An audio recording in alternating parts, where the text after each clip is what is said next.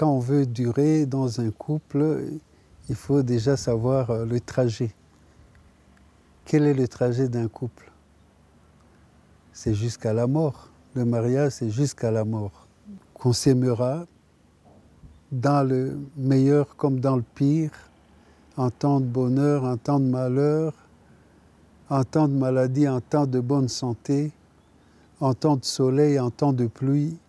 Eh bien, nous nous aimerons jusqu'à la mort.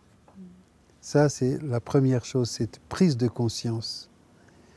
Et la deuxième chose que je pourrais dire qui est liée à cela, on pourrait même dire que c'est la même chose, c'est que justement, il y a des étapes. Je ne vais pas commencer ici, arriver jusqu'à la fin, à la mort. Bon, d'ailleurs, je ne sais pas quand cela va arriver. Ça peut arriver aujourd'hui, ça peut arriver dans 70 ans. Mais donc, être prêt, chaque jour, le prendre comme le premier, mais aussi comme le dernier.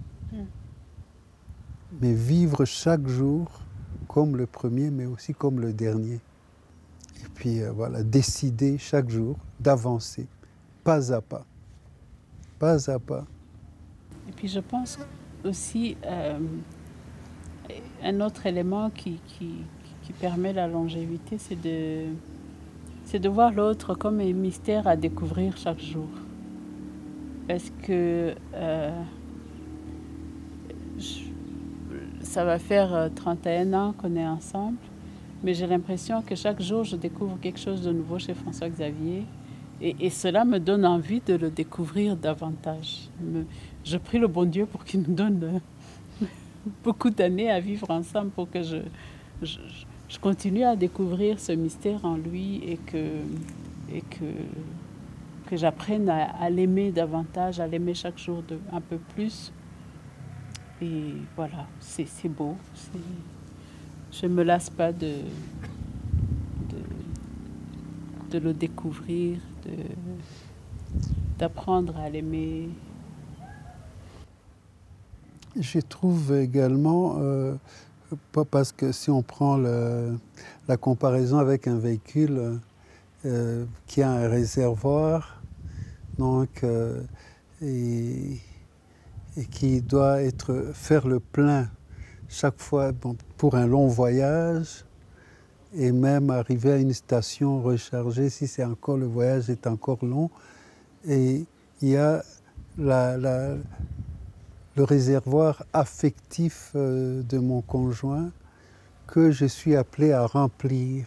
C'est intéressant parce que je ne remplis pas le mien, je remplis celui de l'autre et l'autre remplit le mien. Et alors là, je crois que c'est un double moteur, là, un bimoteur.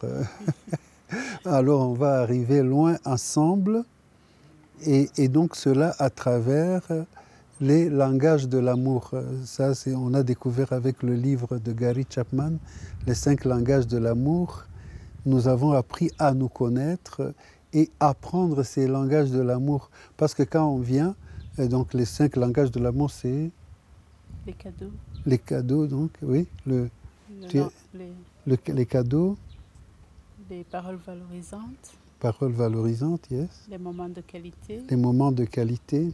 Le toucher. Le toucher. Et les services rendus. Et les services rendus. Il est rare qu'un conjoint vienne avec tous les 5 langages de l'amour. Et il est rare que nous parlions les mêmes langages de l'amour. C'est-à-dire qu'il y aura une attente chez l'autre pour que son réservoir soit rempli. Peut-être que moi, je ne prends pas conscience de ses besoins en langage affectif. Et donc, avec le temps, nous allons nous connaître, apprendre à nous connaître, apprendre à savoir qu'il a besoin que je lui parle de cette manière-ci ou de cette manière-là, que je lui parle amour, affectivement de telle manière. Par exemple, ma femme aime que je la touche. Si nous nous tenons la main comme ça, c'était pas naturel chez moi. C'était pas mon langage de l'amour. Et quand on était fiancés, elle aimait toujours me demander ma main. Alors je savais que je devais la prendre. Et quand on arrivait devant et on voyait un groupe de gens arriver, je retirais. Et donc, Et aujourd'hui, c'est lui qui attrape voilà, ma main maintenant je facilement. prends ça, j'ai appris ça, et c'est devenu tout naturel de l'apprendre. Et les gens pensent que Tu es né je avec suis ça. né avec. Non, j'ai dû apprendre parce que si je ne le fais pas, il y a quelque chose qui va lui manquer. Alors, il y a le langage de l'amour, les touchés, avec les différents composants du toucher. Et moi, quand je suis venu, c'était plus les services rendus. Pour lui, me donner une tasse de thé en rentrant du travail, ça équivalait à dire « je t'aime ». Donc j'ai appris À comprendre. à comprendre ce langage. Et pareil, il attendait au fond que ce soit aussi ma façon de lui prouver, de lui manifester mon amour.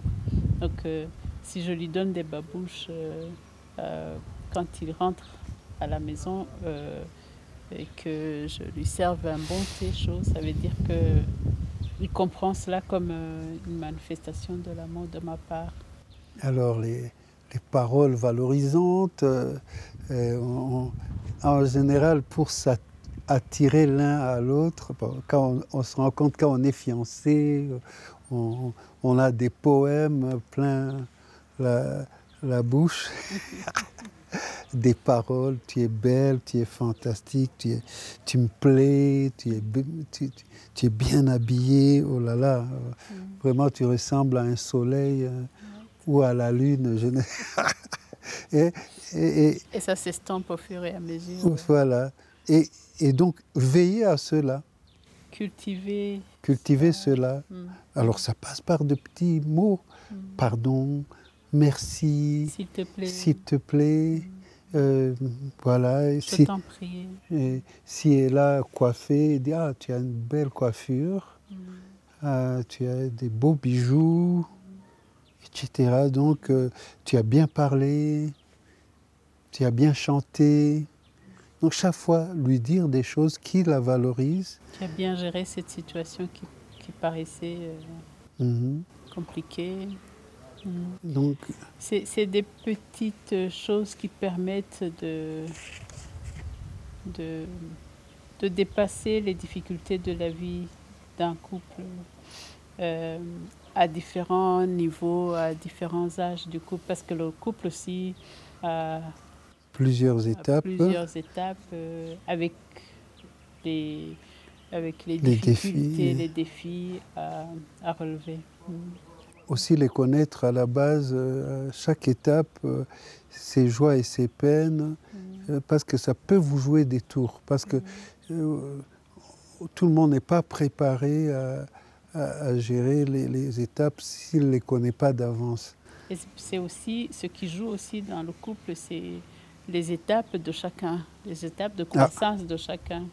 Les connaître aussi permet de savoir ce que cela peut avoir comme conséquence sur la vie du couple. Si je passe la crise du milieu d'âge, ça a une conséquence sur notre vie de couple. Donc, être conscient de cela, pouvoir le gérer en couple, ça nous permettra d'avancer et d'aller plus loin. Avoir un couple plus expérimenté sur lequel s'appuyer. C'est qui peut vous accompagner, à qui vous pouvez demander conseil, et qui est vraiment un couple qui a le zèle du mariage. Qui veuille vous aider à bâtir sur du solide, sur du durable. C'est toujours une aide importante. Et enfin, celui qui a créé le mariage. Dieu. Et qui nous a créés. Parce que nous recevons le mariage comme un don de Dieu, mais nous recevons aussi comme un don, l'un pour l'autre. Tu es mon don. Je suis ton don. Voilà, je suis à toi, tu es à moi. Toi aussi. Oui.